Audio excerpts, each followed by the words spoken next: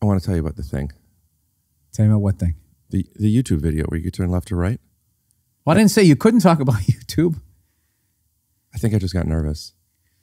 Dude, you're like a sitcom character.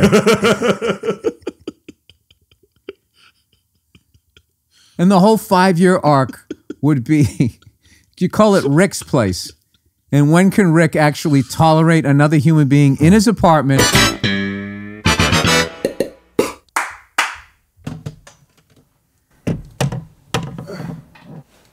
Nice. Nice. We do a lot of editing on this, so sometimes I'll like tell you, hold on, I'll look to camera to say stuff, or I'll snap the clips. You're again. Okay. You're gonna be in the corner. Dude, you won a lot of awards.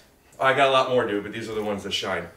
I like how you got them out there. That's some big bullshit. Wait, is this you? That's you. Oh, wow. And these are, some people complain about back support, so make yourself at home. No, I'm good. I have 2 options for coffee. Okay. No obligations to either. Okay. My favorite coffee. Do that one. It's iced. It's iced, Bill. If you can tell by the blanket I have on the couch, I'm not the biggest fan of coughing, so I'm gonna be making some faces. Oh, sorry. You know what? I'm pretty much over this cough. I just smoked a celebratory cigar. Yeah. I get it, man. I get it. Nobody says I'm not contagious. Huh? Everybody goes, oh, I'm fine. Hey, what's going on? It's Bill Burr, and it's time for the Monday Morning Podcast. I've been coughing, if you guys have noticed, for the last 6 weeks. And my wife was finally like, why don't you go to urgent care? And then they took a chest x-ray and went, Jesus Christ, you red c***, you got pneumonia. So. No, it's very authoritative the way you put that hat on. Let me focus. I'm already having a good time, by the way, so this is going to be fun. Sure. Hang on 1 second. Okay. Sure, I'm good. Bat in the cave or anything. All right, cool.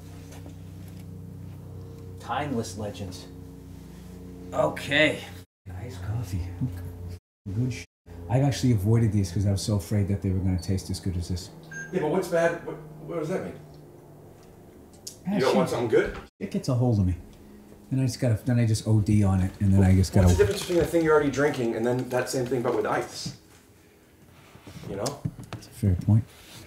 Get the f*** out of my house. All right, I need to focus me. Scoot-doo, blabbity-blue, scoop-dee, oh yeah! See my hat placement. I already want to come back on this podcast. This is how much I'm enjoying your process. Thank God. I started a podcast so I could maybe have you on one day. I mean, kinda. Bill, I'm so glad that you came over. You're so funny. Daddy has to pay his bills, and another way Daddy pays his bills is by bringing the funny. I have a stand-up show at the Irvine Improv March 16th. That's right, 2 days after Pi Day. We'll put Pi, 3 for 1 for 1 for 1, 2, 3, we'll put it across. And come on down. Tickets are $500 a piece. It's not that bad. Oh, wait a minute. I read that wrong. They're $25 a piece. And if I sell out, Irvine Improv said that they'll put my name up on the marquee that says Glassman's got the big dick in show business. Now, I don't care.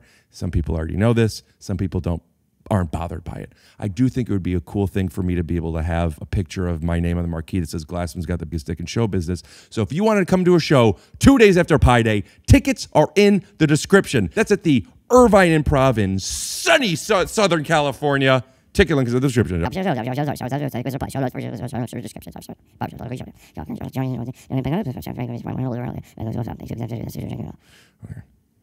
are your guitar heroes?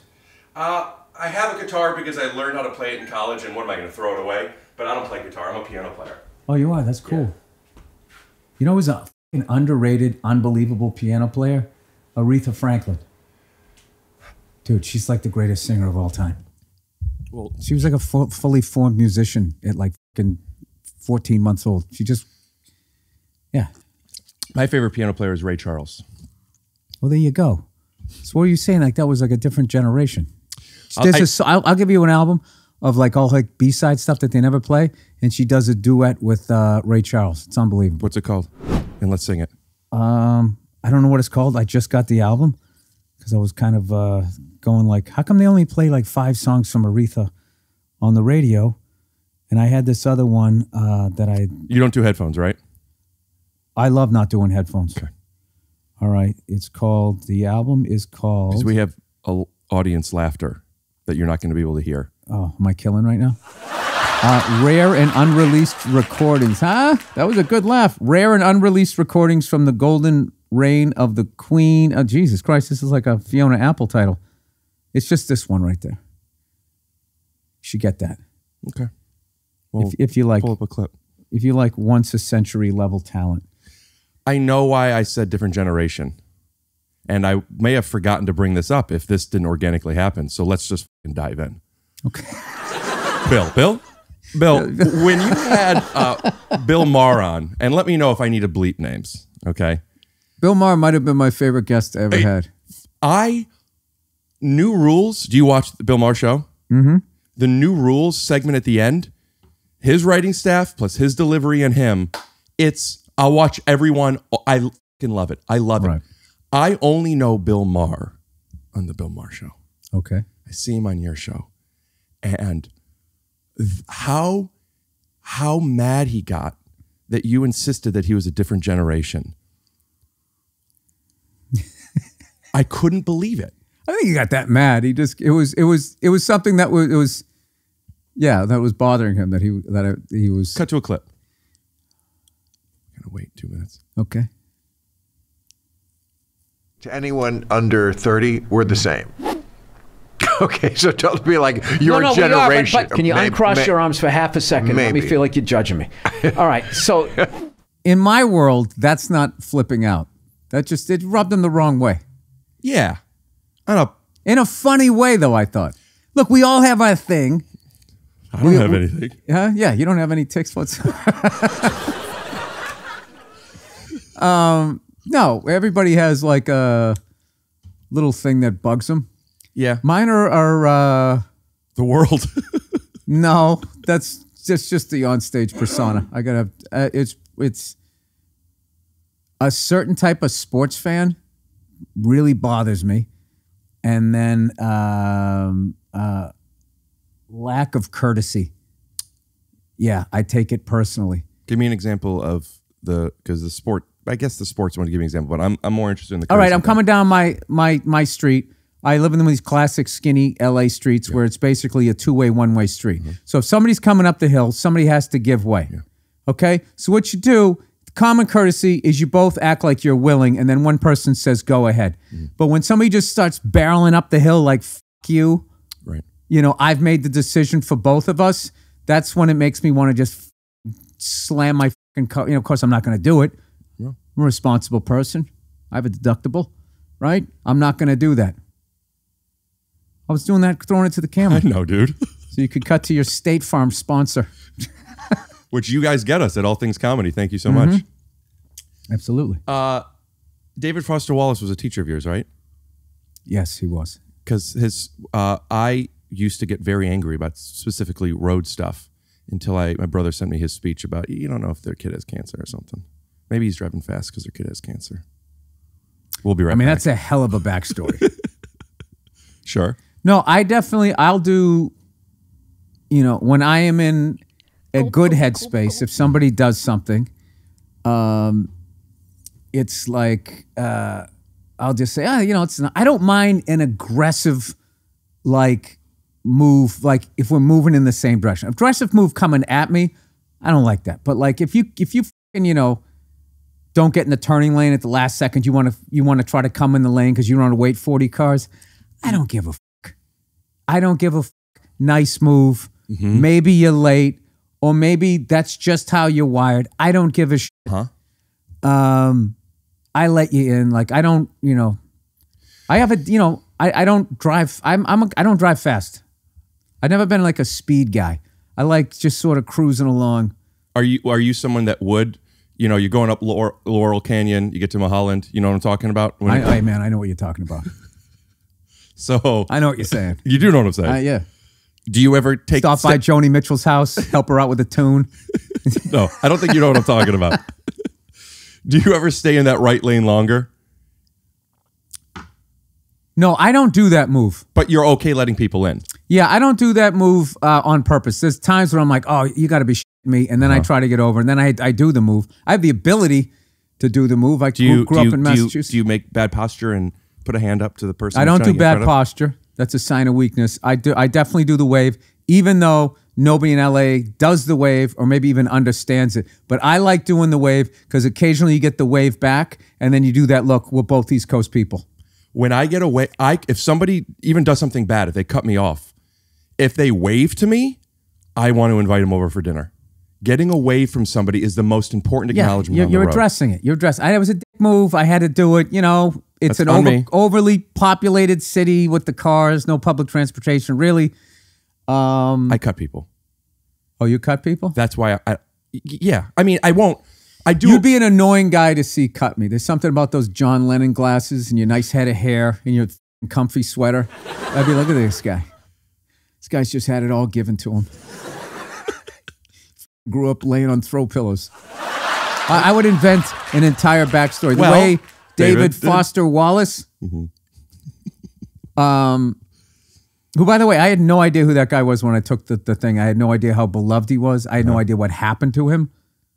I had no idea, other than I really enjoyed his class. And he dropped an astounding amount of F-bombs. And I was just like... Yeah, he's like the Gary Vee of your generation. You must read books or something, because I don't know what I've never finished a book. You don't know who Gary Vee is? Let's fucking provide value right the fuck now. Too busy for my fucking dick. You. That's a motherfucking culture shift. You nerd. Hurry up. Shut your fucking mouth. He's the guy that just says fuck all the time and he sells eBay toys. I know who Jimmy V is. Jimmy Valvano. Don't give up. Don't ever give up. Right. That's what I say to myself every day before I finally got you on this podcast. Wait, I wanted to say something. Cutting off. Oh, right. You see me, nice head of hair, puffy sweater. Oh, total envy. Six pack. And you could tell through the sweater. But crushing it. Ladies just falling on your arm. But when I go through, you see this. I lean over. I show you weakness. I would laugh. I'm so sorry. I'm so sorry. No, I wouldn't, because I would be mad and I'd be like, don't fucking act like you're a pussy now. You're a passive aggressive. No. Okay, here's what I do. Don't say no. That would be my thought. You just cancel what my thought would be. You've been in therapy and you understand feelings being negated. Yeah, I'm ready to walk out of this room so I can have boundaries. You don't want me to say no to you so your feelings are hurt while you're calling me an aggressive. No, I just didn't like that you were like, I said this is what I would feel and you said no. Okay. Do it again. Say this is what I would feel. Stop pointing at me. Go Clinton. You got to go Bill Clinton. I did not have sexual relations. Before since I was a kid, when I'm driving and doing things that I'm not supposed to be doing, like I like that you went like that. That was very effeminate. You rolled over. You showed me your belly. I get it now. And I'm comfortable again. I don't know you well enough, dude. You know? This is delicious. Gulp, gulp, gulp. So I have a hot cappuccino. What are we doing with it? Huh? I have a hot cappuccino. What do we do with it? A hot cappuccino. Oh, I mean, I'm not going back to back here. Could you let me refill this? Yeah. What do I just hold the show down right now? You do it a second. Hey, it's stamps.com, everybody. No, they're not a sponsor. You know, this holiday season, when you get some MeUndies, right after you get a crate full of meat from that meat store, people, I like to put a pork chop in my MeUndies, surprise my wife, and say, there you go, honey. This is what it was all worth it, right? That's what we worked for. Did you see that Celtics-Lakers game last night? No. Sorry. I stopped. I was just trying to sound like a man. I stopped watching basketball. With the mobbed up coincidentally, when LeBron left. I'm from Cleveland. Boy, my arm's tired. Oh. And, How did you make that work? That was actually funny. I have to tell you, or maybe episode 185. I've done Boy, Are My Arms Tired in the wrong spot at least 3 times every episode. I have never gotten a laugh on it. I love it. I've gotten a laugh 2 times, and I'm going to brag. I did it once to Cohen and to you. Yeah. The only people that laughed at it. Well, we're both old redheads that like old school comedy. I should do a special in front of Just call it redheads. It's called gingers. Gingers. Yeah, you don't have to be nice. Is gingers a mean term? I didn't think so. That's just It's a what spice. it's just what people said in England. He's a ginger or whatever. I mean, you get the shit for being the redhead anyways, but it never sounded personal the way they said it. And then South Park brought it over here, and then like people started going, you mind if I call you a ginger? It's like, well, I didn't. Like, what's behind it? I mean, I don't give a fuck. I'm a half a ginger at this point with the male pattern, you know? Yeah. Your mother or father was a ginger. Neither. How's that happen? I don't know. Not a doctor. And you were talking about, I was listening to, I don't know which one of your Monday mornings, it might have been the most recent one, when you want to look stuff up, but you have to hear the origins of everything first. And that's just so they can get into the advertising, you know? I do a lot of... So it would just be like, you know, before I tell you whether I continue to watch basketball or why I stopped watching basketball, we have to get into when was basketball invented. That's what they do. So then you got to sit there scrolling, and they get credit like you're starting to read when, and then, ooh, you know, chic razors, like you're actually looking at the stuff. You're just clicking off it. I do a lot of stuff around the house because I don't like, other than this podcast, I don't let people inside, and I try not to leave. So I'm fixing refrigerators. I'm building everything. I'm doing it. So I watch a lot of tutorials, and it's always, what's up, everybody? It's Kevin from YouFixIt.com, and I got to tell you, we are super excited today about, and it's like a whole bunch of things. Hey, welcome to Fixing Fridges with Rick Glassman. I'm Rick Glassman, and today we're going to repair the control board on an LG fridge. Follow me. First thing you want to do is clear the room. Then say, sorry for how loud this is going to be.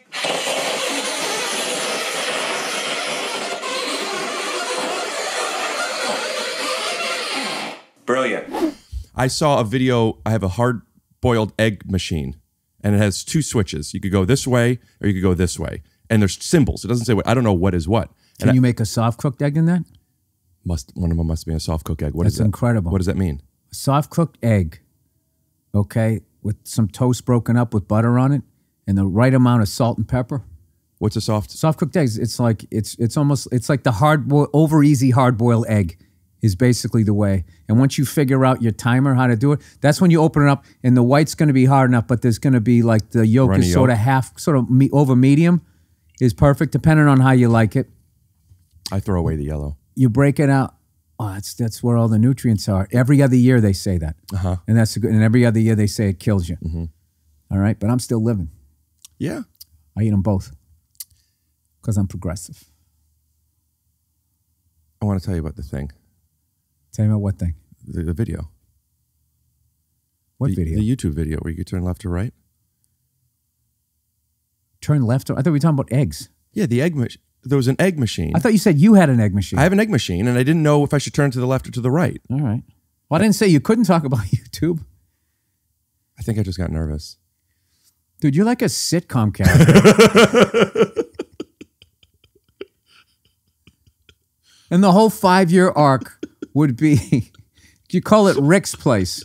And when can Rick actually tolerate another human being in his apartment in a loving, caring relationship? And they're also, he doesn't use them as a podcast guest. He doesn't look at them as a log to throw in his entertainment fire in a very special episode. Yeah. Of Rick's Place. Whatever, man. On TBS, right after the rebooted Jag. I think my grandpa was in an episode of Jag. I like that you say grandpa. What do you say? I Papa? say that. Papa? No, I say grandpa. What do the people say? Grandfather. Right. Yeah, and then they get That's very rich. Yeah, my baba, my pappy, or whatever. He's got all these weird, my zuzu. I don't know. People always have, it's always like a short word said twice. Yeah. My la. I know that for like, I know Nana, Bubba. No, grandpa. What's Mucinex? You've never had a Mucinex? I've seen the advertisements. I don't know what that's for. Is that upset stomach, coughing? Go to Mucinex.com/TYSO. Mucinex. Dude, it works. Expectorant and Yeah, it's nasal gonna work. decongestant. Take one. Dude, this thing fucking drop kicks your liver. Oh, is it bad for you? Well, I mean, mucus isn't bad for you. Mucus is getting whatever's in you out of you, and then that shit dries it up. No, that helps. Don't you dare. No, me. Maybe. Maybe, Bill. But it helps bring the mucus out. Neither one of us are doctors. That's fair. You know, we both go to CVS. We do the best we can. Mm-hmm. You go into an aisle, you grab a colorful thing, throw it down your throat. It's mostly psychological. My OCD during the first year and a half of COVID was insane. I was one of the people that didn't leave, and I washed the potato chip bags when they were delivered. How about the fact that I saw you take your shoes off, and I just took my shoes off? I appreciate that. I just saw it. Yeah. It's the name of my podcast. I saw the way you walked 3 feet from your apartment and still locked the door. I was like, all right, this guy is a very particular dude. He's taking off his shoes. I'll take off my shoes. This looks like a sitcom set with the trophy, the random basketball up on the mantle, and autographs thing. This is just... Are we going to go to some sort of Regal Beagle or a coffee place after this where you meet your impossibly good-looking friends with their giant apartments? I'm on a show now. It comes out in in a a few Ross months. from Friends? Oh, I got to show you. Oh, do I have it here? I want to... Yeah, I think I do. Stamps.com. Oh, okay. All right, everybody, it's all zip. Screwed up. I want to show you my headshot.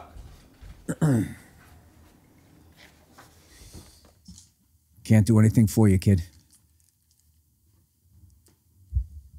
I mean, you want to talk about a head of hair. Oh, my God. Look at that guy. I mean, can't. You could get lost in that. I mean, just some people are just blessed like that. When was this taken? I took it maybe... Your sophomore year of college? Sophomore year of college. Yeah. You've aged well. I'm on a show now that comes out in a few months, and it is... I mean, you're a hot property out here. Let's just be honest. People on both sides of the Hollywood Hill are just talking about you. Tell me more. They're just saying, you know, he's so relaxed and comfortable in his own skin. He loves to hug. Warm, inviting, and just seems like he'd be the kind of person you'd want to hitch your wagon to, both in the business and in life. I hate the feeling of wanting the person opposite me to know me better, because I'm fine. I'm a cool guy. Dude, I mean, come on. Look at me. You don't even need to say it. I drive with sunglasses. You look like a fucking pro tennis instructor. I feel like if I talked to you for another 5 minutes, I could go at least to the third round of Wimbledon. You seem like a grass surface kind of guy. Wooden racket. I don't know that term. Wooden racket. Well, there's 3 different surfaces. There's clay, which is the French Roland Garros. And then there's Wimbledon, which is on grass, which I think is dope.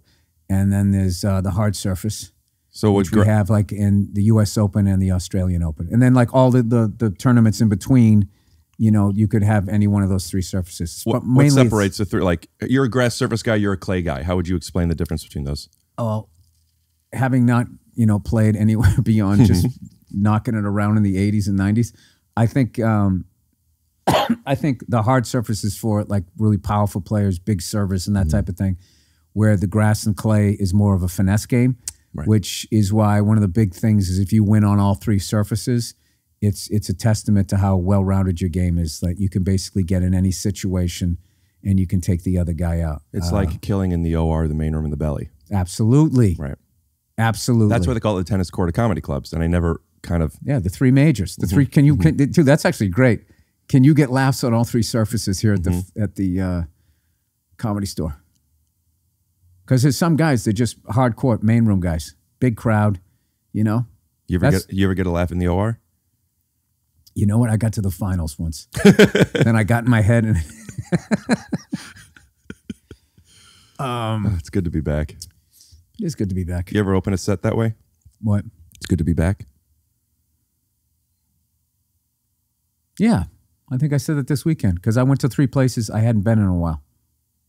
Went to Idaho, Salt Lake City, and then Colorado Springs, which I hadn't been there in forever. And to the point, I remember I did some sort of college, I think, the last time I was there. And you good to be backed it? Yeah, but it was sincere. Right. That's the difference. Yeah, it was good to be back. I love Idaho. I love all of those places. Mm-hmm. It's just a part of the world that I would never have seen. I'm not a skier. You know, I'm not a mountain man. I don't ride bulls. Right. So I would never go there, but I tell jokes, and then somehow I actually told jokes in a venue that usually had like a rodeo and bull rides, and it was one of the coolest venues. Just the shape of them. They don't make them like that anymore. They're all. Yeah, I heard you talking about that too, and the people. You met some guy. You just got your ears on the street podcasting, don't you? I do my research. Mm-hmm. Now you're You like that gumshoe, just walking the alleys of the podcasting. I don't know any references, man. What's gumshoe? Yeah, but you know Ray Charles. You know a gumshoe was like a private detective. Oh, right, sure. Yeah. So I guess they would have softer souls because they were always walking the beat. I don't know what the fuck it is. It's some sort of cop. My grandfather was Ray Charles' arranger and producer. Your grandpa. When they were established as a grandfather. Oh, okay. My dad's dad was a grandpa. Oh, okay. Shut the fuck up, Gloria. You know, grandpa. The other one was autistic and a musician. He told your nana. My booby to shut the fuck up. He would say lock up all the time. Lock up, Gloria. Almost an interception. Now they have to run the ball up the middle for 2 years. Shut up, Robert. This is going to be a long day for me. I think I'm going to go in the other room and just wait. I can't go through a whole game like this. It's the third play. Shouldn't be 3-0 with Philadelphia. They're not that bad, Mom. Again, there he goes. There he goes again. Everything the opposite of what I say, he says the opposite. Leroy Horde's playing. Oh, get him! What the f*** you letting him? Oh, Jesus Christ, you fucker. Look at this. Look at this. What in the hell? Oh. What? Robert, what are you doing? Robert, I'm going to watch the game in the other room because I can't take this. Look. I didn't rush the passer. Robert, why don't you go in the other room? You know what John Wayne would say? Oh, shut up. That's Put the microphone down. goddamn ridiculous. For Christ's sake. Oh, I'm telling you, watching a game with him is like going through torture. I swear to God. He does everything he knows I don't like. I'm not looking at Robert. I'm not looking outside. I'm not looking at anything. I don't give a shit. Don't fumble the f***ing ball. I'm telling you, when they kick off, I get so nervous. I'm just as nervous then. I never rest. Oh, you know what your grandfather used to say to me? Go upstairs and lock yourself in the bathroom. I used to go out in the garage. I watched most of the game. I was out in the garage half the time. You can't pass the ball. You just can't take that Shush. chance. Benny. I love lockup. Yeah, I love lockup. Do you know what I actually posted a video of the Macho Man Randy Savage on my Instagram, and my wife loved it, and now she's starting to do a really good impression of him. So we just kind of do that shit to each other around the house. I can't think of his voice other than talking about Slim Jims. And that's what's gonna make you nervous. Yeah. Sorry, I've been watching a lot of Macho Man Randy Savage. Didn't need him then. Don't need him now. Yeah. I start arguing with my wife, and after I make points, go, yeah. I am the Intercontinental Champion. Right. Yeah. Just kind of does like that. And your wife does it now? Didn't need him then. Don't need him now. Yeah. Or you just go like, you know, she tells you to go to the P.O. box, and you just like, I didn't order any packages. No, or whatever the fuck. Just we're working on it. It's a work in progress, but she loves doing. She puts her shoulders up the way he did, and will like turn her back. My wife is fucking hilarious. So can we get her on the pod? You probably should have had her instead of me. Does she ever do podcasts? How cool is my wife? Literally, not only is she gorgeous, she walks around the house imitating Macho Man Randy Savage. I mean, I hit the lottery. That's something a little boy wants from their wife. I mean, yeah, dream girl. Does she ever do podcasts? Yeah. I'm sorry. So she crushes it on mine, but then we had kids, so it's always like if I'm doing it, she has to watch the kids. So, but she used to be a regular guest on mine, but lately she's been getting out there. I have a movie coming out called Old Dads. We'll cut to a trailer or to a commercial for Moshe Rug Gallery. And we promise, with more than 50 years as a family-owned business, we've got you covered!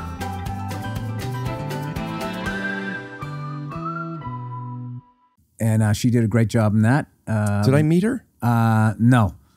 You guys both, you were in a different scene. You guys were both in different scenes, but both of you guys made the final cut. You both killed it. And every time I saw my wife during the edit, I was smiling, and I loved that she was in it. And Is she an actress? Yeah. Pardon me better for actor not than I am. knowing. Better actor than I am. Funny than I am. You know, looks department. I don't know. It's kind of a, it's kind of a push. You know, I like to think I'm a pretty good looking guy. Right. A lot of me is like vibe, not necessarily what you're looking at. A lot of you is vibe. You got a big vibe. You got a stage vibe. You got an offstage vibe. I took a vibe class. David Foster Wallace? David Foster Wallace vibe class. I could never pull off the bandana, but I learned a lot watching him wear it. I used to wear a bandana. I can totally see that. College. Yeah. You're searching for an identity. Hey, I'm bandana guy. Yeah, I don't know. That Look at wasn't a conscious guy. thing, but yeah. I bet he goes to concerts. No, it wasn't that kind of bandana. It was seeing Tupac wearing a bandana. So you roll it up, and it was like to keep my hair. Because when I was playing basketball, I would wear headband to keep my, because I had longer hair. And then I'm like, I saw, you know, I knew who Tupac was. I ain't mad at you if you don't know what I'm talking about. But I saw a shirt where he was wearing it like this, and I'm like, I gotta do that. So then I would have bandanas that hold my hair up. I never thought of it as searching for an identity, but I tried a lot of different things. No, that's what you do at that age. And then also, that was right when you came up, I imagine. That's when hip hop went mainstream and just took over MTV. Where when I was coming up, it was all just like, I mean, it was just a whiteout. It was just all white people and Michael Jackson. Right. And then that guy from Ghostbusters, who was in that band with right. What's his name? Ray Parker Jr. Right. I did a fucking unbelievable guitarist, and I didn't even know he played with Shaka Khan and Rufus. This is if you follow the right people. If you get outside your comfort zone of just all white people, like I was, if you just start following random people, Following him how? What does following mean? You just follow him on Instagram, yeah. Oh, literally, I forget this guy's name. Fat Joe made some random tweet or something saying this guy's the greatest salsa singer of all time. I just started listening to him. I'm embarrassed I don't know the guy's name. He's like the Michael Jackson salsa singer. I listened to the album. It's fucking unbelievable. It's like, how did I not know about this guy? Parker, what's his name? I like that. This? Whatever that was great. Like I was hanging on whatever you're going to say next. Very interesting. Like that? Yeah, and then just, we're going to be back. If I had a dad, so every now and then I Did you say if I had a dad? A desk. Oh. I travel sometimes and do the podcast, and when I do them at a hotel, I have a desk. And there's a desk confidence. I think that was part of what that is. There's a desk confidence that I kind of would like to have. Do you know my tour manager is a former cop, and whenever he watches the first 48 and he sees a cop interrogating a suspect and there's a desk between them, he always goes, that guy doesn't know what the fuck he's doing. And I said, cop doesn't know what he's doing. Yeah. Get rid of the desk. So there's no barrier, so that person can't feel comfortable. Behind the desk. Yes. What's happening there is the perp. The perp has desk confidence. Perp has desk confidence. That's right. Yeah. In this situation, I'm the perp. You are the perp. I feel like you're searching a lot in this podcast. Yeah. I don't feel like you're quite planted in that chair. And I don't want to speak for your listeners, but I think we all want to know why. What's going on with you, Rick? I'm going to tell you. I'm going to tell you. And I had this conversation with myself in Staples the other day. The arena? No, or the store. The store. All right. I don't know. You're selling tickets. The store. I'm a stapler guy. I like to hold it before I buy it. I love going to Staples because it reminds me. I sometimes go to Staples to walk around because it reminds me. Every year before school, and I didn't have a good school experience. We don't need to get into it, but it's a new year. You weren't the quarterback? I was the kid they put in the special class that had to stay in the blue tape.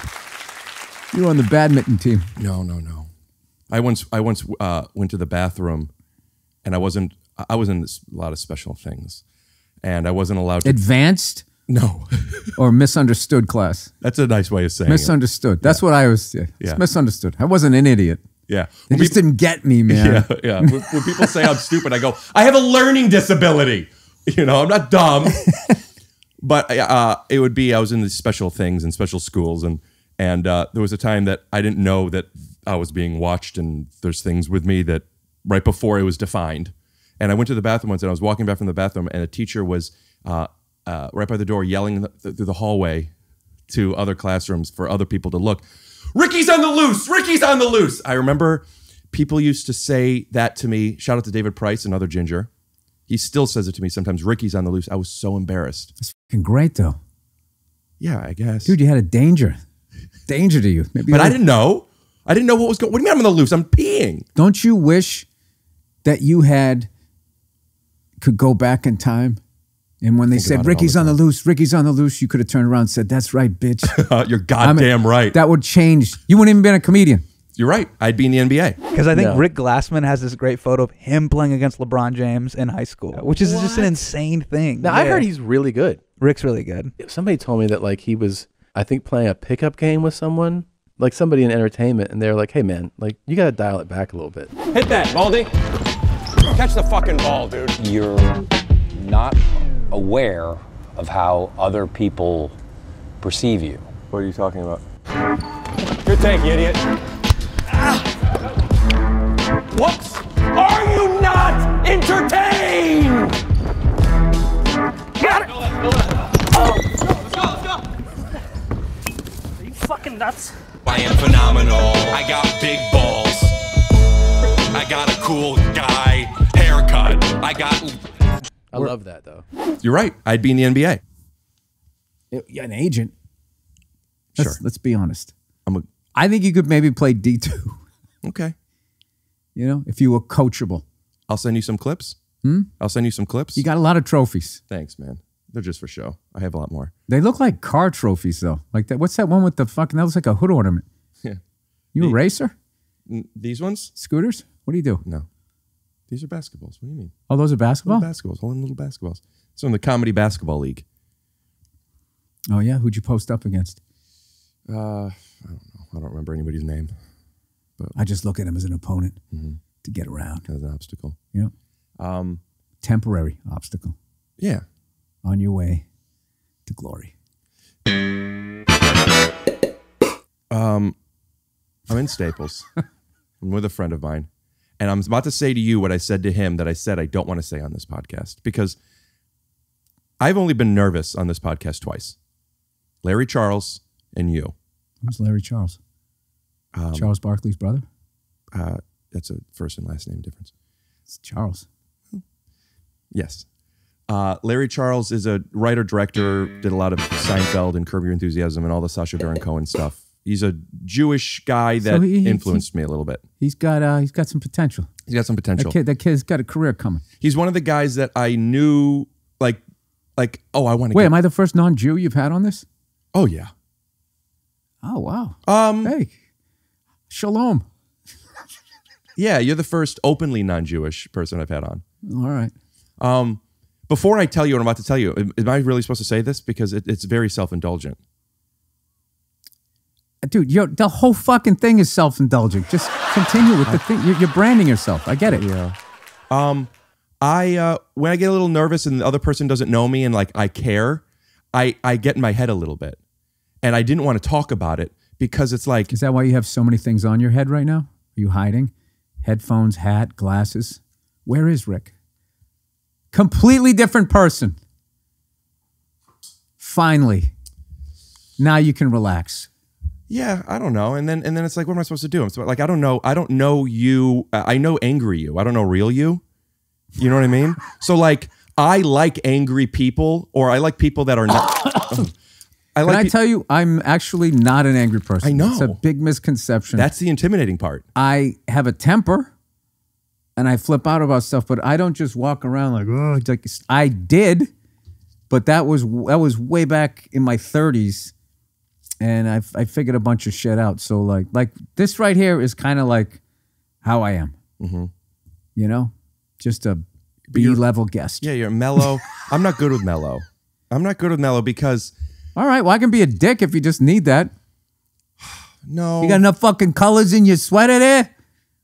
What were you like, can I get a sweater that matches all my pants? People. No, fuck, man. I don't know. Listen, there's no reason to curse. Can I get another one of these? You want the same thing? Yeah. Fuck it. I mean, it's good. It's like you took a donut. I got to finish it, though. Wait, come here. I'm going to bring the thing over. Let me show it. It's like he stuck a donut in a blender and put some ice in it. Yeah, if it's too sweet, more of this. Well, I just realized, like, what if you're like a fucking... You got heads in your refrigerator all of a sudden? No, man. Oh, blue bottle. I'm a good guy. You fucking hipster. Do you know this place? I know that place. Yeah.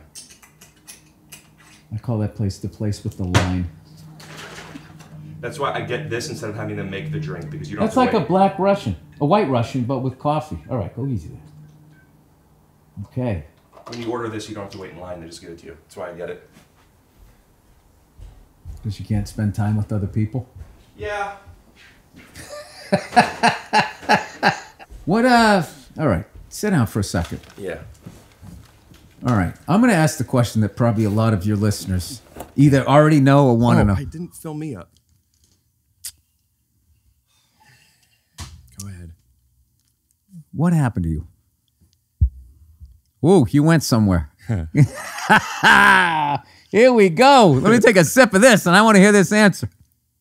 Gulp, gulp, gulp. Nothing happened, man. Some things happened. All right, I get it. You're not ready yet. Okay, let's talk about some other shit. I've talked about stuff on this podcast, and I don't like talking about it too much, especially in this situation, because I don't want it to be an excuse of anything. You know, I thought I was surrounded by skylights. This is just the lights. Like, Yeah. for some reason, I thought I could see the sky. It makes me feel like my house is a studio, and it gets a little.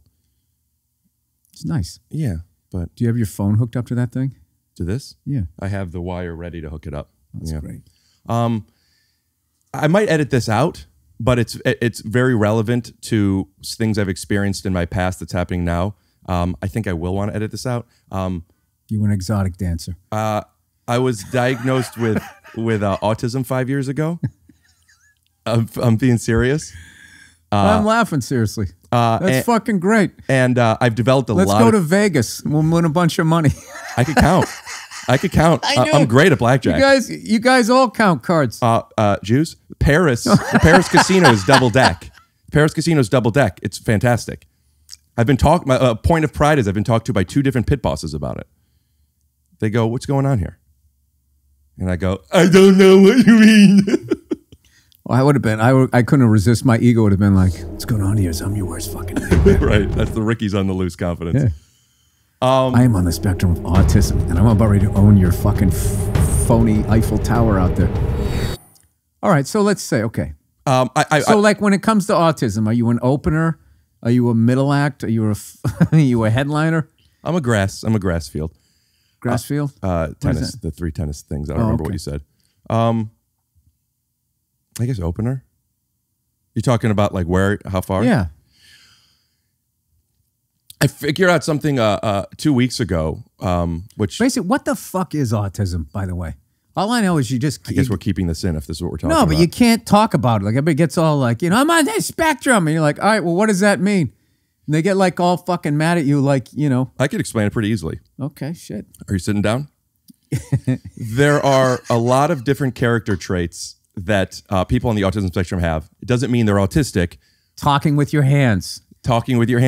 Learning to be expressive, not picking up on facial cues, facial recognition, obsessive compulsive disorder, narrow focus, nonverbal, difficulty adapting to different situations, sensitive to sounds, smells. There's like a whole bunch of things, right?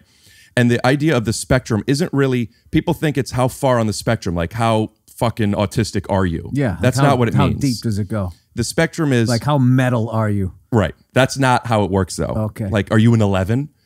It is to be diagnosed with autism, you have to have 4 or 5 of these traits that are on the autism spectrum at a certain level. Like everybody You got to be the total package. Got to be the package. Yeah. You got to be like not quadruple, not triple threat. No. What's 5? So I know superfect is 4. So I don't know. I just know jazz drumming. Quintet. A quintet threat. Cuatro, cinco. So probably something with an S. Siete. Yeah. So if you have these... Siete no bueno. Is it no good? That's Spanish for a 5 threat. I don't know what the fuck I'm saying. I think that's 7. Gulp, gulp, gulp, gulp. One of the things that What's in this, by the way? Chicory root, some type of sweetener, cold brew coffee, oat milk, and autism. Oh man, I'm wondering if I'm going to be insecure that I'm talking about autism stuff right again. Why? Because my point of bringing it up isn't to excuse any behavior or anything. It was only to try to explain one little thing, that one of the things that I've struggled with and I've gotten very good at, but it's still a thing, is difficulty understanding that people are thinking something different than me. Does that make sense? Anything I'm thinking. You're asking a comedian if I understand that? Of course I do. Yeah. So that's most of my life. Like, how do you not fucking see this the way I see it? But you recognize it, they don't see it the way you see it. Yeah, when I don't get a laugh.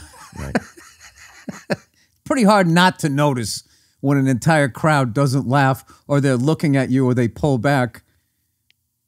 But I have the perfect response to it. Go ahead. What?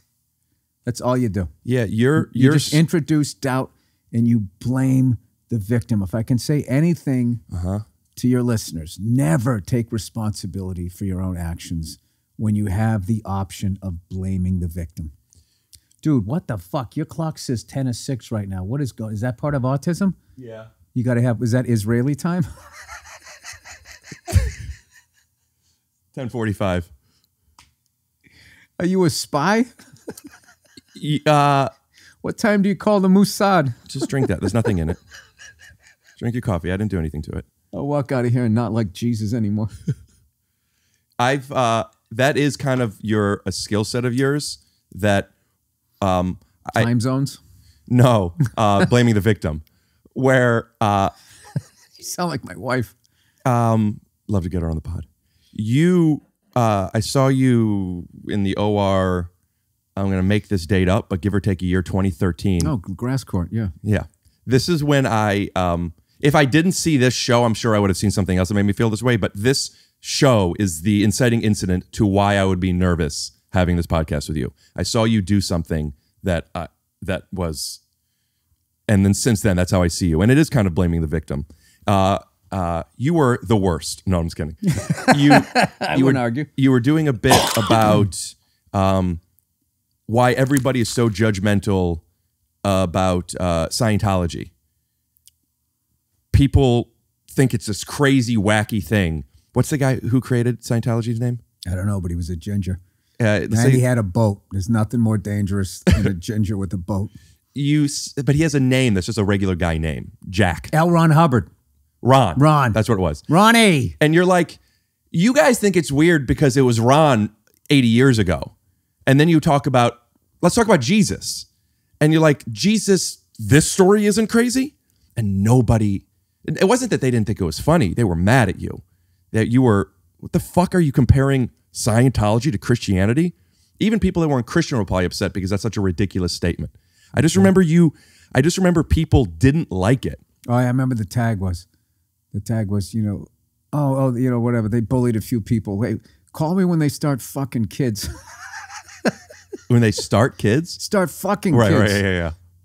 That's what they were doing in my religion. But we're okay with it. My brother said the greatest thing about Catholicism. He said if it was any other business, they would have shut it down. You know what I mean? You can't be like, well, it was just this section of the hardware store that they were fucking children. But there's nothing wrong with the hardware store. They'd be like, yeah, we're going to burn this to the ground and start a new hardware store. And they were in bed with the Nazis. They went bet MGM. They went bet MGM, and they bet on the favorites. They went with the Germans, and they lost their ass. Well, they're still doing all right. Huh? They're still doing well. I don't know. Are we talking about Nazis or Christians? I'm talking about Catholicism is like where Blockbuster Video was in like 2002. Where they started mailing you DVDs, but they didn't really have the logistics. Know Netflix is coming. It's just, I don't know what it is. I feel it's that way with religion in general, though. But nobody cares. Nobody cares about but I think that people do care.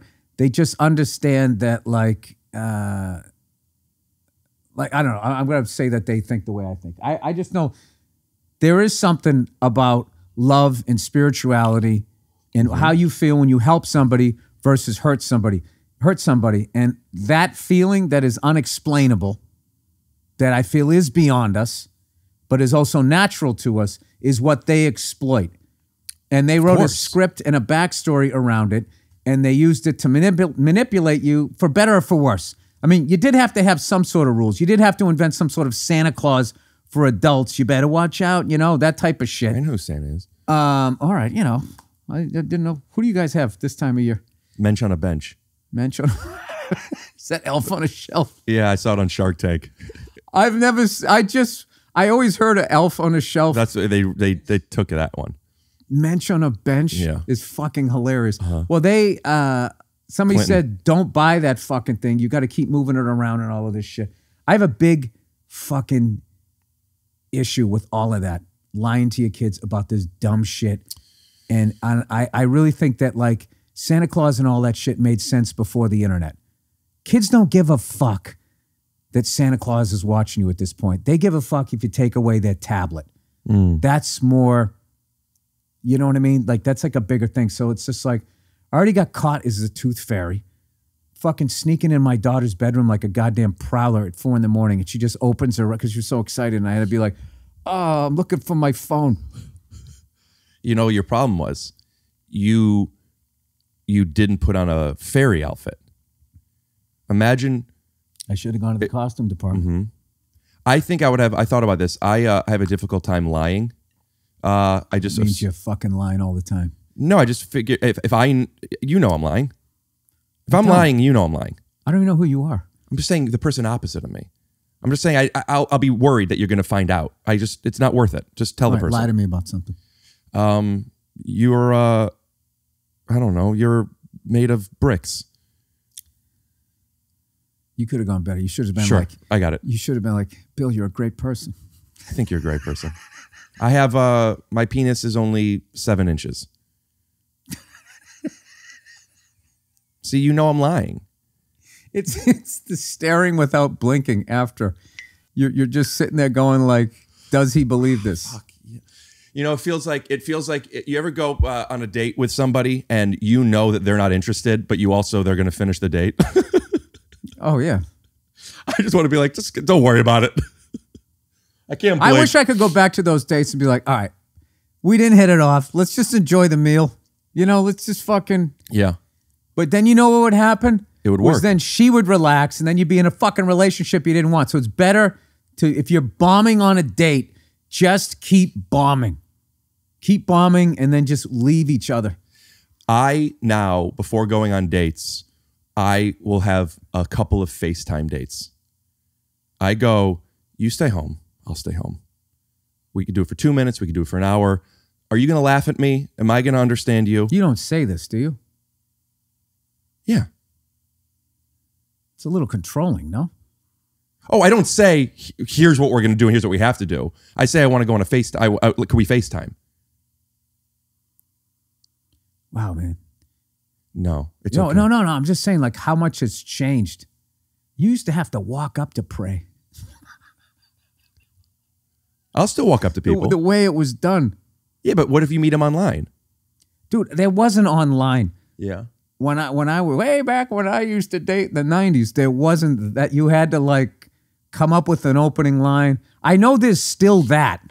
I just don't understand like so then you got to be like you do the FaceTime thing, then you got to be okay, what background am I going to have? It's actually probably more difficult. I never think about that. No, you don't? No.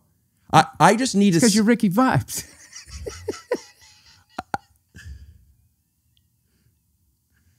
Ricky Vibes is on the loose. That's right, bitch. Dude, a well-placed, that's right, bitch, in your childhood will literally affect your dating in high school. Yeah, I didn't have that in high school. I give my kids comeback lines when they go to school. This kid said this to me. All right, say that to him next time. Once you brush your teeth, your breath stinks. Shuts him down. At her age. Shuts him down. Yeah, I like that. I think that's what your character was because I only was there the one day in the movie. I like when a parent will tell the kid to stand up for themselves. Absolutely. Absolutely. My parents did that to me and it changed everything. My brother used to beat the shit out of me. And like, I remember I was watching The Simpsons and he came in and he jumped and landed his 2 knees here and just started hitting me. He's great. We're boys. We're young. He's a great guy. That's called an older brother. Yeah, sure.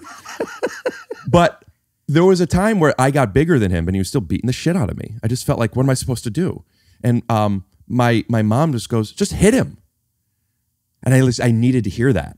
And I'm maybe a week before my bar mitzvah. I hit him very dramatic. I still don't believe it. He's a dramatic boy. I hit him and I knocked him out. I'm 12, 13. Oh, you hit him in the face? Hit him in the face, and he went up against the wall like that. Like he swung his head back. He knocked pictures off the frame, and he fell down to the ground.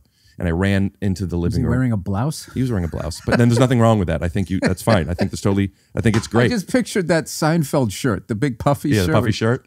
Yeah. Yeah, it was that. It was big. And I went in the living room and I was crying, and I said, I hit Matt, and my mom and my grandma were there at the time, my nana's. And she goes, good. And I'm like, I'm going to hit people now. You should have said, that's right, bitch, when he fucking went up against the wall. Oh, we got plenty of time. You all right? Yep. The two things that I didn't go back to, I guess it doesn't matter, but one is that you being, you joked about you blaming a victim, but seeing that you could dig your way out of something, and not only are you able to do it, but that's, pardon me if I'm mistaken, I think at least one of your big devices, if not like your thing. To me, that's your thing. Like my thing is I go out and I say what I think, and then I realize other people don't think that, and then I'm in a situation, and then I figure my way out of it. And that becomes the act. But I don't walk out there going, I'm going to say this. Of course. And they're not going to like it. I'm going out there to kill. Yeah. All right? I'm going out there to entertain them or do my fucking job so they'll keep giving me spots. Right? So that is my thought process. But I don't have like a... I'm really big on not trying to analyze yourself and trying to figure out, as far as like being a comedian, I don't want to be anywhere in there. Oh, I don't want to think anything. I just want to go out there, be present, and talk about what I feel like talking about the exact way that I want to talk about it. And all of this liberalism, phony liberalism, which is actually fucking like hardcore liberals' idea of what conservatism is just like this. I don't know what the fuck it is. Like this thing that kind of came in for a minute, where some of the most excruciatingly unfunny people I've ever seen in my life were fucking telling people what they should and shouldn't joke about. It was crazy to me. Did that change the you digging yourself out? Because people were more... No, it just never... It's like, why would I take comedy advice from you? You're not even funny. Right. Don't you have to be funny? Like, it would be like if I told some guy how to build a fucking house and I don't know how to do it. And they're looking at me like, oh, is that how I should pour the foundation? Who the fuck are you? Do you do fucking construction? No, I don't. Then shut up. How does that actually get in your way? Because you know that, right? You know people No, are it didn't get in my way. But I watched, people getting in trouble for stuff. I definitely on like shows would say stuff and then would be thinking like, oh, is somebody gonna think something? And that just made me go harder. Like, I resented that. I mean, look, there's a difference between going up there and just deliberately trying to just like hurt someone, and then there's just like going up there and doing stand up, which is just going up there, emptying your brain of these crazy thoughts in a funny way. And I mean, somebody in the crowd's gonna tell me what my fucking intent was without even asking me. So, hey, you said that joke and I felt it was like this. Well, that's not what I meant by it. Well, that's how I took it. I don't give a fuck. That's on you. That's not on me. That's all your bullshit that happened to you before you came into the club. That data that you're getting. No. The data that you're getting from somebody saying, defining your intent that wasn't the case, is that still something that you're like, oh, so here is a perspective that I didn't consider. I don't agree with it, but it's a perspective that's out there. So now when you're continuing doing this thing, kind of acknowledging that thing, like almost getting a network. No, if somebody gets bothered, like I'll think about it, and then if I feel like they're right, then I'll adjust how I'm saying it. But that's me. That's up to me, not them. That whole thing where you're turning the keys over to the fucking crowd and they're going to sit there like Simon Cowell, like I'm trying to get signed to their label. It's like I'm not. It's just like, how about I'm not the comic for you? And guess what? There's 10 other fucking people on here. And if overall you liked 9 out of 10 people, 8 out of 10 people, I think you can get over whoever joked about something. That's what attracted me to you. That was the thing. It was you. Not my good looks. I think you're fine. I'm a 6. I think you're fine. My penis is 7 inches and you're a 9. I saw a comedian being funny. 9, the German word for no. I saw a comedian being funny because of, instead of in spite of, self-acceptance. And maybe that sounds really corny, but like, I'm watching you say what you think with jokes and blah, blah, blah, whatever. But like, this is how I feel. The audience was not on board. And like, no. This is what it is. And it wasn't even that your point of view was something that they agreed with. They just or even intelligent. Yeah, I think it was. I mean, it was. It was a very great analogy. But it was that they believed you. They believed, oh, this is how he feels, and he's explaining why. I don't agree, but I get it. And I was like, there's like power in. I mean, there's power. I feel like they're just like, all right, this guy's a harmless idiot, because that's what I am. No, that's not what they're thinking. I know that. Because I didn't think that. I think you're doing that Rick thing again. You don't seem hard. You seem big. You seem big and not harmless. And I mean that in a nice way. I mean, you just. I got a big head, Yeah. Charlie Brown head. Mm-hmm. That might be what it is. But you just felt you were telling them, fuck you. Ron is the same as Jesus, is basically what you were saying. The story. And they were like, okay. All right, I got to bring that joke back. I talked about it for years. I talked about that for years, and then when I saw you do not taking Schwarzenegger's side for cheating, but like talking about all the temptation. Saying put yourself into his position. Yeah. I forget how that one went. Yeah, you were just saying you don't understand that level of temptation, and I was like, I don't. There are certain times in your life where you hear things for the first time and you realize, I don't know I never was able to empathize with that. And now I know that. It's like, oh, right, people. Yeah, it takes somebody doing a lot for me to be like, 100% like feeling like I can judge them because of all the mistakes that I've made fucking every mistake you can make. I am still fucking up. It's why I never bought into that whole, you can sum who a person is. You can sum them up in one tweet from fucking 9 years ago. Mm-hmm. That dumb shit. It's just like, I mean, who can't you do that to? Let me take you in your worst possible moment and say, this is who you are 24/7, even when you're sleeping. And the fact that was coming from liberals to me, like that's the weirdest thing right now is I don't know where I am because, I don't understand. Conservatives like just have that underlying fucking racism thing, and then liberals will have that underlying like superiority thing, and both of them are fucking annoying in their own way. So it's just I'm trying to do this. Do you think that most liberals and most conservatives are really that way? No, I don't. But I definitely think that a generality is that liberals think that they're just fucking the best people ever. Yeah. And that despite these blatant fucking hypocrisies in the way that they behave and look down on other people, they feel that they're really like open-hearted and welcoming, and so many of them aren't. I mean, granted, I'm living out here, and then I feel like,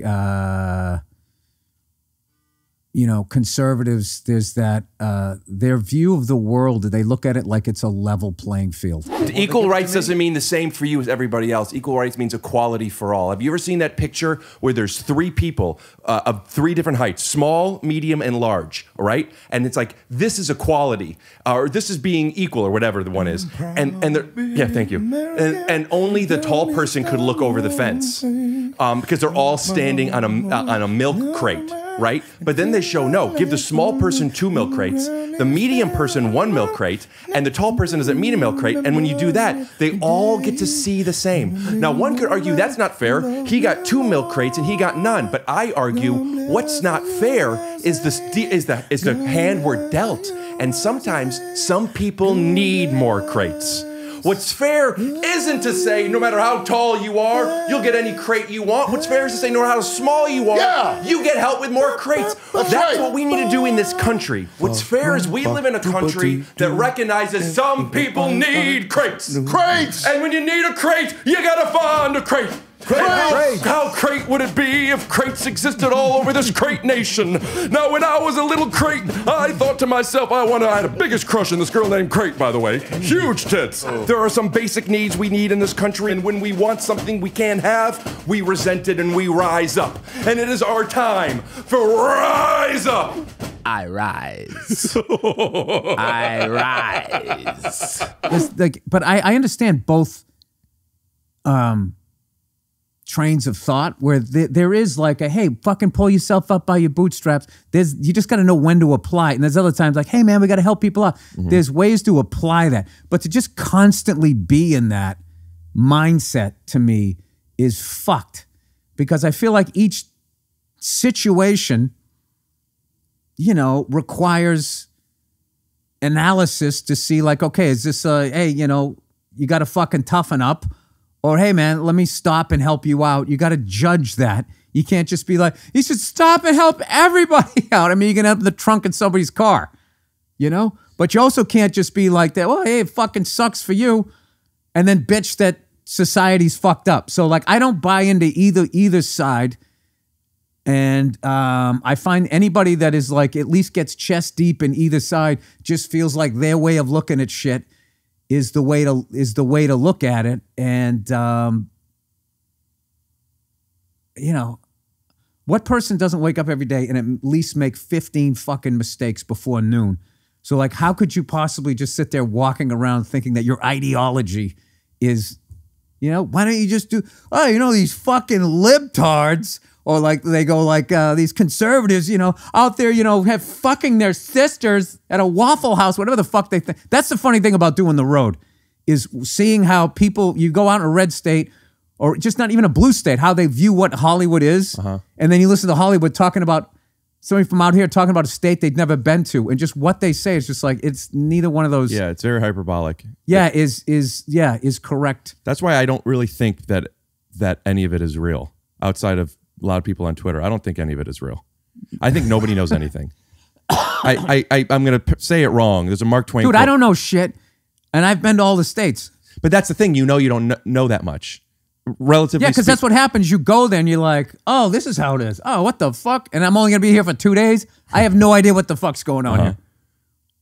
And you can get into that thing where like you go to a state and you had a bad set, and then rather fuck Des Moines. Like, you know, fuck Des Moines. Yeah. Those people are morons. It's like, or maybe you've been in a certain part of the country too long and you didn't figure out a way to convey. Or you just didn't have a great set. Yeah. I always looked at Richard Pryor like that. Richard Pryor lived a fucking life that I had no idea or no like thing to tangible thing to it. But the way he did it brought me in. That guy was he's the best ever. Like his bits were so unbelievable. When I think of his bits, you know, a lot of his bits had multiple people in them, his stories. I have a picture of what all of those people look like, the venue, the whole thing. I don't know goddamn Hank, the guy slamming the door. I know what that guy looks like. The guy on the outside of the door looks like. That woman, kiss my ass, motherfucker. I know what she looks like, the whole thing. I've watched, I don't remember which one, 2 of his specials a while ago. I don't even remember. You gotta listen to his albums. I will. Well, I listened to an album and I watched the don't live have to. at the. Being the no, old guy. I very much want. I mean, it's like not seeing The Godfather. It's just watch The Godfather. You know, I need to. There is a Beatles element to it where so many people have taken from it and so much time has gone by that it won't feel original. Just so many people took, because he was the best, and so many people took from that it can make, it's still brilliant. But like, you know, I was lucky enough that like, I remember when his, you know, I was 10 years behind him, but I remember buying an album, that N-Word's Crazy. I bought that one just because he looked funny. And I put that on and listened to it. And I remember. Was that at Madison Square or something? I don't know where he did that one. That was just live somewhere. And I saw it live at Sunset Strip. That's the one I watched. That was at the Palladium. And then he did the live in concert. That was the Terrace Theater in Long Beach. And then Here and Now, I think, was in New Orleans. Did you take anything from him? Did I take anything from him? As far as learning, I mean, I couldn't do what he does. Yeah, but you're saying people take devices and styles. I learned from him, I would say the bit he does in the Long Beach one of where his monkeys died and that dog was chasing him and all of that stuff. What I learned is that like all emotions are on the table for doing a stand-up bit. Like he brought you in that story, he brings you into these emotions that are usually in dramas, in movies that make you cry. You know, you're getting choked up when his monkeys die, and then he's able to immediately bring it back with the dog character. And it was just like, this guy was like using the whole thing. Where before, I mean, if you really look, you know, there's like a before him and after him. He was that level of an artist where it was just like the whole thing got changed, I feel.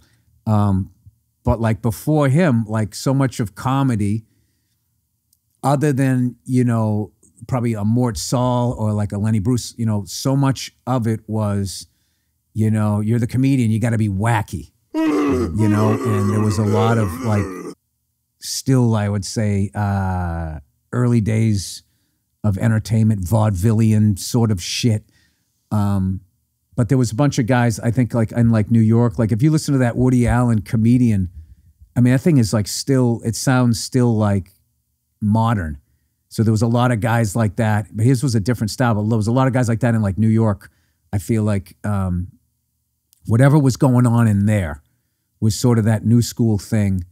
And then whatever circuit, you know, Richard Pryor was on, like the Chitlin Circuit, they called it or whatever. Guys like Red Fox, if you listen to some of Red Fox's stuff, because they kind of act like Richard was the first guy to be like being blue or whatever. But then you go back and listen to the Richard Pryor albums. I mean, sorry, the Red Fox ones. There was people before him doing that, but he was the guy that like, I feel like just, I mean, he could literally talk about anything, and he could make points and not be feeling like he was preaching to you or anything like that. And then you look at like what he did in TV and stuff and his movies, like that was like a really, I don't know, like there hasn't been someone like him since, I don't think. And I don't know if there can be, because once he just sort of opens the can up and then it's just out there, there has to be that first guy. And I feel like he was the first guy.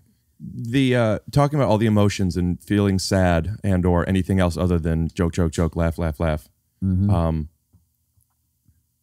Do you think that that what we do, being stand-up, however it's defined, that the priority, the number one, you always have to be funny? Because I think I don't know if I want to say struggle, but try to battle that part of it, where it's like, well, you got to entertain them. They came there to laugh. Interesting, entertaining. But then you also like... But is it okay? Like, what do you think of some of these specials? And I don't want to name names because there are specials and you'll know of at least one of them where it's just like fucking, you don't laugh once, but it's winning the Grammys or it's nominated. And it's like, no, I understand this. If I went to see this as a show, like as a one-person show, but it's called stand-up. Are you talking Nathaniel? No, not at all. Because I would say that one. I loved it. And I laughed. I fucking was blown away by that. Uh-huh. First of all, you know, the way it was shot. And then, like... Shout out to Droddenbow. I just know, like, the shit that he was saying about his relatives and putting that out there, like the balls that took. I mean... The balls that it took to put out his family's business. Yeah, and then, like...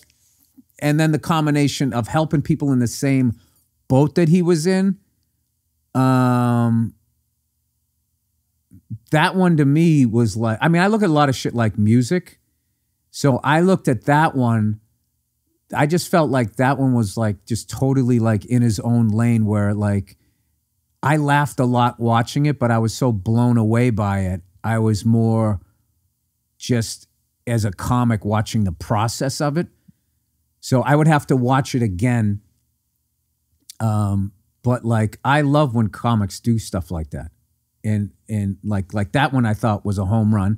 Mm-hmm. I've seen other ones that are just a double or it's a swing and a miss, but like the balls to do something that different with that different of a vibe, I think is great. I mean, that's not something that like I've done. I mean, I'm like an old school, you know, stand-up special. You go out there, you do your fucking thing. But what you're saying, what Red Fox and Pryor did, that can't be done again because it worms out of the worm bag. Yeah, and I also think... But is that what this is now? But it's also like amazing with Gerard's special that to be this far in to stand-up history, to do something different that hits that hard. I mean, that was a big risk, and he totally fucking nailed it. And Bo Burnham, I mean, that was just gorgeous special. I put it on, like, I still got to see the beginning. I put it on about 10 minutes in, and dude, I just was flipping through the channels. It was on. Dude, I don't watch a stand-up special in like... What do you mean flipping through the channels? It's Netflix. It's HBO, right? It was HBO, yeah. Right. We were flipping through. I was like, it was like riveting. Yeah. Like, I was just like... The beginning's great. It's just... I know. Noir, him walking to the show, down the street, all these different cameras. And you could see that he walked there. Some specials, I love the device because I like playing with it. I don't think... A lot of special, you know, like you wake up in the morning, you're putting on your tie. Oh no, you forgot your pants got a stain. You got to go to the dry cleaners. And then you get to the show just in time and you walk on stage and you're wearing the outfit. Wow, you must have just done that. Yeah. His thing was like a real version of that. And you saw it was real. You see him walking into the club from the outside and it's like the weather's bad. Somebody takes his coat. He thanks, man, how you doing, man? You good? Family good? You know, it's just like way too long. And then he goes up on stage and it just felt like, I don't know. It just felt like... No, it was like a special and it was like a really good movie. Yeah, that's what I was looking for. It feels like it's like a big scene. No, I love that. But I would never do like that stand-up thing that older guys will do. You know, that isn't comedy. You only do it the way it's already been. You're supposed to do it. I feel you're supposed to do... actually, just do what you want to do. But like... you know, I bitch a lot about sports nowadays and shit like that. I definitely do that old guy thing, but I definitely try not to do that. Like have those fucking rules things because that existed when I started. When I started, it became like, you know, when I was growing up, there was still like some of those older guys going up in drag, the props and all of this shit. There was crazy shit going on. Like Gallagher, rest his soul. Like I fucking loved his specials. And when he was smashing every time, I fucking loved it. Still love it. I don't think there was anything wrong with it. And by the time I got in the business in the 80s... It being props. Yeah.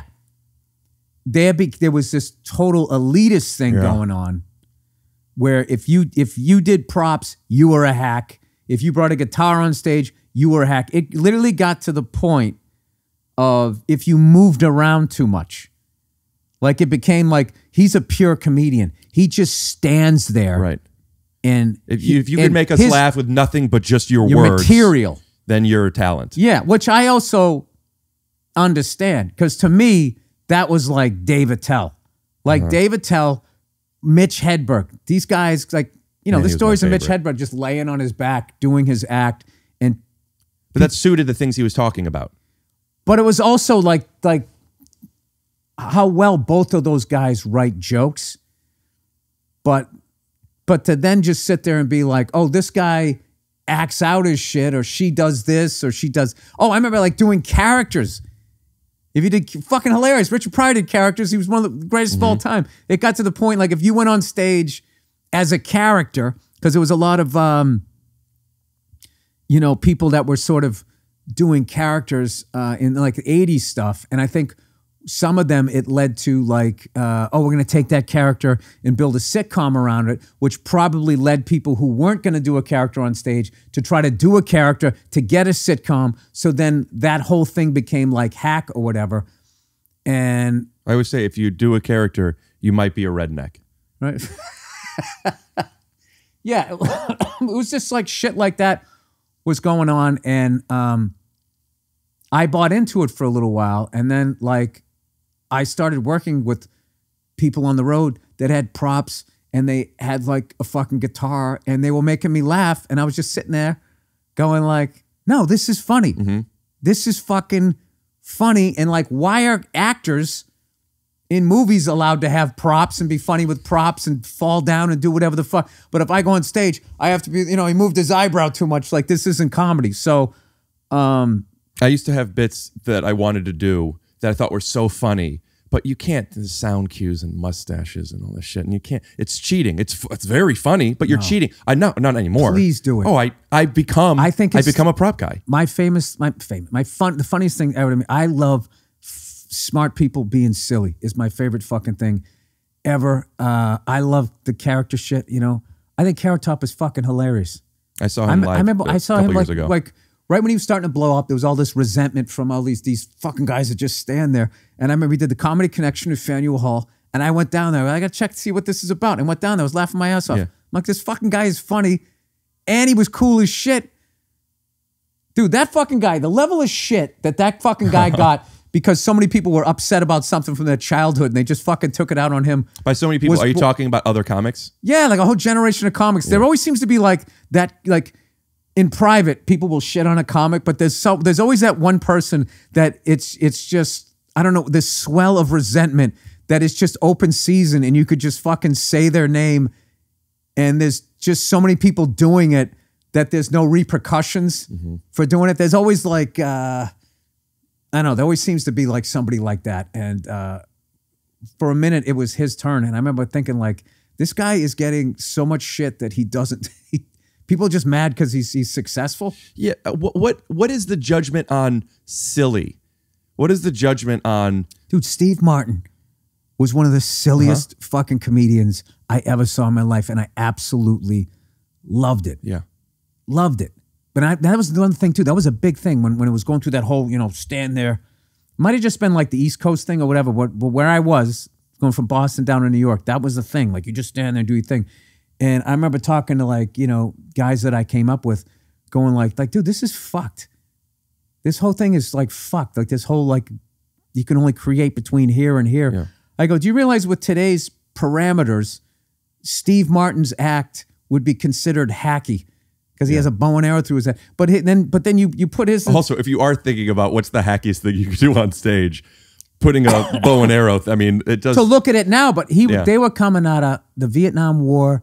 They were coming out of Watergate and all of this shit and kids getting shot on college campuses and stuff. It was a really serious fucking time.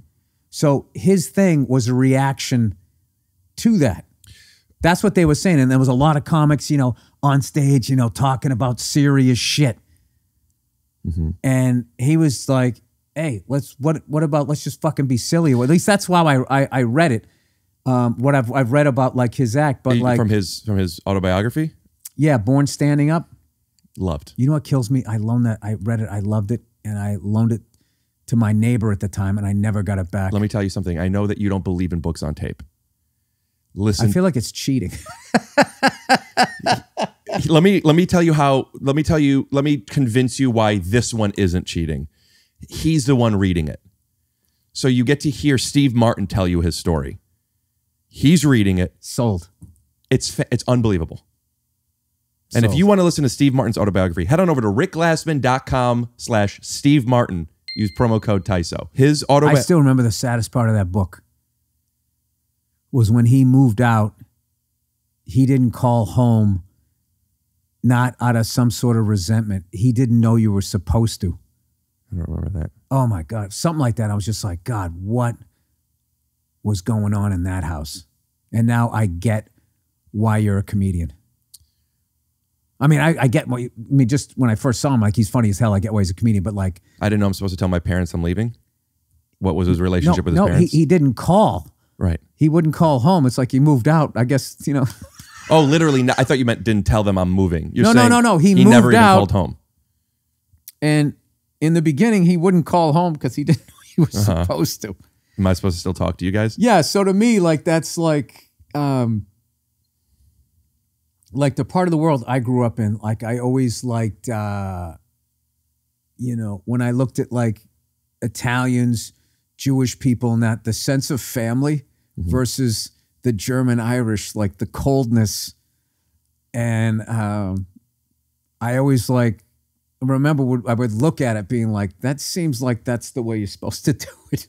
Because I remember there was a buddy of mine, another Irish guy, and he was laughing. They had like the, we were doing that thing where, well, you know, you take a foreign language and whatever language you could, you know, if your parents had the money, you would go over to the country and whatever. So this dude was at the airport and everyone was going over to Germany or whatever, the German language class. And he said he was laughing. He goes, because he was watching all of these parents. It was the first time their kids were, you know, going away from home. And they were all like, oh, they were like crying and hugging him and stuff. And like his parents were like, all right. Little slap on the shoulder. Okay, well, see you later. It's like all like this fucking tension and shit. And I remember he was laughing and I was laughing. And there was a part of me that I felt like that was right. Yeah, these other people are like pussies or whatever. And that was like the level of like sort of, I guess, emotional dysfunction. Not like there wasn't love in the German-Irish style family, but it was definitely cold. It was like expressed through action. What's an action? Like, well, what? I fucking make you brag. I put a roof over your head, don't I? Right. That's the way you say I love you in a sort of a, I'd say a more aggressive. I grew up being applauded. What do you have against heat, by the way? We've just been sitting here and like, I feel like I'm outside. Yeah, I clocked that a little bit ago. I didn't want it to get too hot, but I overshot it. I'm fucking freezing. All right. Was that why you got the big fucking sweater on? Yeah. I'm fine. It's just my fucking toes. I feel like I'm playing hockey right now. Well, you got to get out of here soon. Pond hockey. Can I put the heat on? No. Let's just, you know. Yeah. It's your world. Yeah. It's icy. Oh, shit. Yeah, I overshot how cold. I clocked that like 20 minutes ago. I'm like, Jesus Christ. But what am I going to do? I already got up 9 times to get coffee. Who cares? I was going to try to subliminally get you to do it. Well, just start doing this. I was just going to hum. No, I was just going to go. How would that make me think to turn the heat on? The heat is I don't know things. On. I wouldn't have known that song. I don't know anything. That's the way I joke with my wife. The other night, we were laying in bed, right? And she goes, spoon with me. And I said, spoon? And she said, yeah. I said, oh, okay. And I started doing something else like rubbing around. She goes, what are you doing? I said, did you say spooning or did you say spooning? She's like, well, exactly. I just kept saying spooning, acting like I was saying. She goes, what are you saying? I was like, S-P-O-O? Are you saying spooning or spooning? And for the first like 15 seconds, she thought there was actual miscommunication. And then she realized I was just fucking with her. And she just started dying laughing. And I remember thinking in that moment, like, it was just like, this is why I married this person. And that's why you FaceTime people. You could meet so many more people on FaceTime than actually going out. And you find the people that like the silly. Listen, dude, you're too cheap to turn on the fucking heat. I know what you're doing. You're blowing through a first date, and it's just like, if this chick's not going to hook up with me, I'm not paying for the salad. I think I need to stand up with what's going on right now with anti-Semitism to let you know, truthfully, that isn't what it is. I can't be anti-Semitic. I don't have anything over my face. Yeah. That's not what you're supposed to say. You're supposed to say, I I can't be anti-Semitic, like, I'm Jewish. Rick Glassman. Hey, don't take all your people down because you're a tightwad. No. Dude, I know plenty of generous Jews and alliteration. Generous Jews. That's a good name for a fucking garage band. Is it alliteration from the sound or does it have generous to have the letter? Jews, you give away your CDs. CDs? DVDs? Laserdiscs. Yeah. Cassette tapes are cool again. The heat isn't. It's not because of the money. I know it isn't. Yeah, I'm joking. It's because you had some sort of anxiety. You knew that you were wearing too many layers, and you thought you were going to break out in a sweat. Half. I get very hot. You get very hot. I get very hot, and if I sweat, Well, you're a passionate guy. I can't believe your glasses aren't fogging up every time you make a point. It's cool. Bill, listen for a sec. The thing is, I like you because you're silly. Thank you. What I told I know you're smart, right? Especially now they know you're a little autistic. And I'm so smart. Name any two numbers. 7 and 36. Heard of them. So wow. My silly, this is what I said to my friend Staples. I said to him the other day. That's always a good structure. If you're going to tell a joke, you tell something you said the other day. I said to him the other day, I said, I don't know if I'll be able to be silly. I'm going to get too hot. I'm going to be in my head. I'm going to be like, and then he's going to be like, what's going on? And he's going to be nice. He's like, I'm sure he'll, I knew it all. You'll come back sometime. I'll be wearing mustaches. You'll come back sometime. All right. Did this go good? I don't think so. I think it went all right. I think it's fine. You were good. I never know. When people ask how the podcast... So wait, I'm just going to leave you in this cold apartment with that emotion? This is where I live. This is where I live. I live with... I'm sure. I'm sure. Can you at least get some fuzzy slippers? Mm-hmm. I have slippers. Oh, okay. I feel fine about things. I never know. How was the podcast? How was the show? How was the movie? How was the thing? I never know. I never know. Now, what is that? That's not autism. What is that? I never know. I'm wrong all the time. I'm wrong all the time about things. We were talking about what we know and what we don't know in the far left and the far right. I was thinking, and there's a quote by Mark Twain that is, I love so much. Being wrong isn't the problem. It's being wrong isn't the problem. It's knowing you're right when it just ain't so. And like, dude, that guy, Mark Twain, man. He wrote, I just kills me. He had a collection of short stories. I bought this book and I read it, dude. You should listen to it on tape. Steve Martin does it. I was going to say, does Mark Twain do it from horrible. The grave? A hologram voice?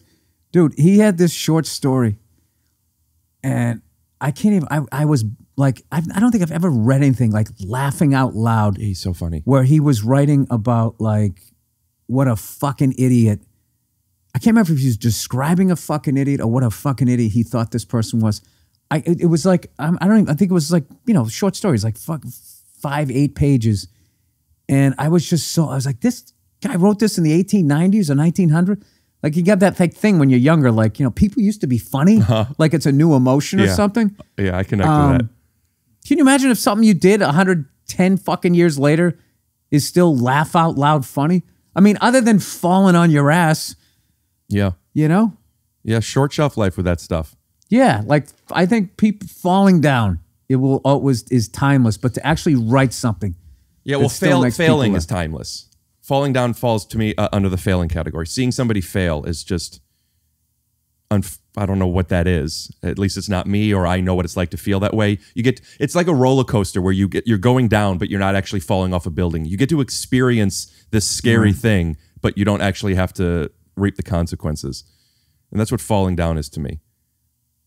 It's just as long as the person really doesn't get hurt. It's just somebody falling down is fucking hilarious. Don't get hurt, but fall. Hurt yourself a little bit. I know you got to go soon, but do you have 5 minutes? Yeah. Because we always end with 5 minutes of silence of reflection. Okay. Can I get a blanket during the fight? No, I'm joking. I don't want, no. That's creepy. That Afghan is creepy. That looks like something, like. I got it at Bed Bath & Beyond. That looks like an old woman died and they started selling shit on the sidewalk. It's the itchiest thing. I never use it. That's where my confidence was to give it to you. It's clean. That's how you treat your guests. Well, you weren't close. You're not going to itch on the pants. Yeah, no, but that thing's been up against your skin. You're going to give it to me? It's fucking gross. I get it dry cleaned. I don't believe you. I get it. I have tickets for it. I got a dry clean recently. Yeah. What was it? Yeah. Was that subliminally so I would agree with you? I'm not lying to you. I go, yeah. You went Macho Man there. Yeah. I get a dry clean. Yeah. The thing of like not knowing how things are going. Not knowing if things are good or bad. What if I just got up right now and just walked out and didn't say a fucking word to you? I would think you were doing a bit. Whatever, just leave. Who gives a shit? Whatever, dude. And I want to finish this. Yeah. Whatever. You fail enough. Here's what stand-up has taught me. You fail enough, and it's like you realize it doesn't fucking like matter. Success. No, it doesn't. Put that on a T-shirt. If you fail enough, it feels like success. Yeah, but spell success wrong. Then you have Denzel just screaming at somebody, and then everyone will write this. Yeah. This. There's so many. I see that with Tom Hardy all the time. Is that what you're talking about? When these like Instagram pages put up quotes with an actor that the actor never said that, or are you saying something different? No, yeah, that's something I do with Rachel Feinstein all the time. We're just constantly sending shit where people like, what was one I saw the other day?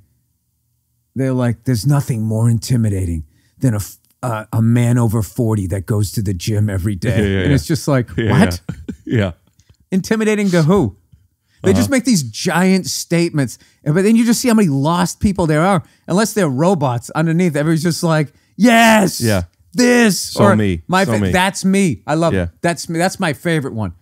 Where it's like there's just this ridiculous thing, and then people just immediately go into their egos like, yeah, man, that's me. But they do with that quote with a picture of somebody who didn't say it. With a picture of whoever's hot right now. Like or footage that's was for completely something else. Nose just got itchy. Means somebody's talking about you. Is that what it is? Mm-hmm. Are you an old woman? No, I don't try not to talk about that kind of stuff on the pod. Okay. But I have some old women tendencies, sure. All right. You play bridge? You wear a brooch? I play mahjong. What's that?